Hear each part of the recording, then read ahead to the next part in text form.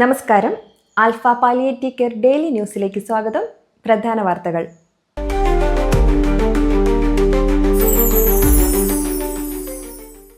Alpha palliative കെയറിന്റെ പ്രവർത്തനങ്ങൾ സമൂഹത്തിൽ ചെലുത്തിയിട്ടുള്ള മാറ്റം ചെറുതല്ലെന്ന് തൃശൂർ ജില്ലാ panchayat president VS Prince.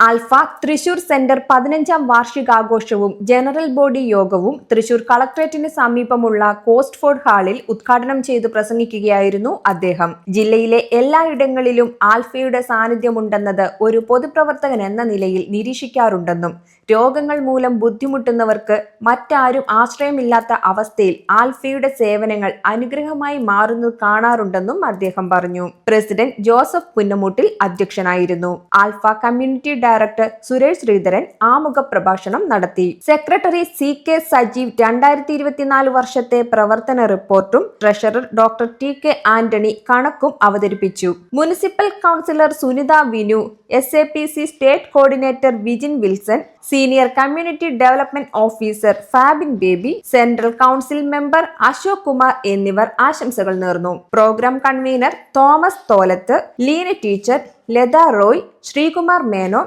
Mary teacher, Gopakumar, Sibi Jayaraj, Usha teacher, Dixon, Jini John, Kali Prasad തുടങ്ങിയവർ നേതൃത്വം നൽകി.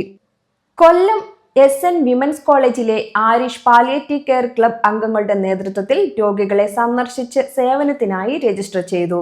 കൊല്ലം തങ്കശ്ശേരി മേഖലയിലെ 11 രോഗികളെയാണ് വീടുകൾ സന്ദർശിച്ചത്.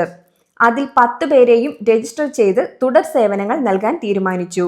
SAPC കൊല്ലം ജില്ലാ community welfare officer Aishwarya Jaya നേതൃത്വം നൽകി.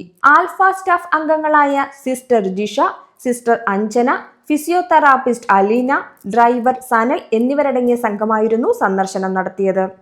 മേഖലയിൽ നിന്ന് കൂടുതൽ രോഗികളെ രജിസ്റ്റർ ചെയ്യിക്കുന്നതിന് വിദ്യാർത്ഥികൾ വരും ദിവസങ്ങളിൽ മുൻകൈയെടുക്കും.